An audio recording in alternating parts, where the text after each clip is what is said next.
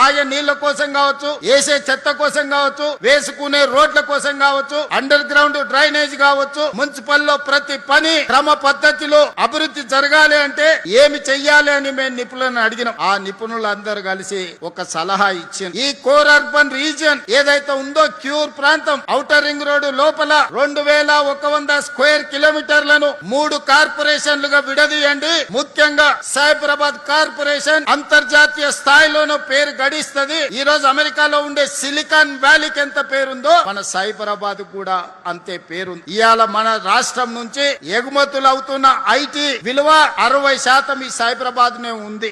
ఈ బస్తీలలో ఉండేటోళ్ళు ఎవరనంటే గోపన్పల్లి తండా నుంచి చిన్న పని ఉంటే ఎక్కడికో వెళ్ళాలి. అక్కడికి వెళ్తే గుర్తుపడతారో లేదో మనకు తెలియదు. మన సమస్యలు వాళ్ళకి అర్థం అయితాయో అర్థం కావో మనకు అర్థం కాదు. అందుకే ఆలోచన చేసి ఒక పద్ధతి ప్రకారం ఈనాడు గ్రేటర్ హైదరాబాద్ మున్సిపల్ కార్పొరేషన్ ఒక పక్కన 150 డివిజన్లతోటి, సైబరాబాద్ మున్సిపల్ కార్పొరేషన్ 76 డివిజన్లతోని, సైబరాబాద్ మహానగరపాలిక సంస్థను పెట్టుకున్నాం. 74 డివిజన్లతోని మల్కాజ్గిరి మున్సిపల్ కార్పొరేషన్ ఏర్పాటు చేసుకున్నాం. ఎవరికి వాళ్ళు ఈ రోజు సైబరాబాద్ మున్సిపల్ కార్పొరేషన్ లో కుత్బుల్లాపూర్ శాసనసభ నియోజకవర్గం, కుక్కట్పల్లి శాసనసభ నియోజకవర్గం, షేర్లింగపల్లి శాసనసభ నియోజకవర్గాన్ని 3 జోన్లుగా విడగొట్టి ఒక మున్సిపల్ కార్పొరేషన్ గా, ఒక సైబరాబాద్ పోలీస్ కమిషనరేట్ గా ఈ రోజు మనం ఈ కార్పొరేషన్స్ ఏర్పాటు చేసుకున్నాం. పోలీస్ కమిషనరేట్లను ఏర్పాటు చేసుకున్నాం. ఒకనాడు పోలీసు వాళ్ళకు మున్సిపల్ వాళ్ళకు సఖ్యత లేదు, మున్సిపల్ వాళ్ళకు హెచ్ఎండిఏ వాళ్ళకు సఖ్యత లేదు, అదే విధంగా మెట్రో వాటర్ వర్క్స్ వాళ్ళకి ఒక పద్ధతి లేదు. అందుకే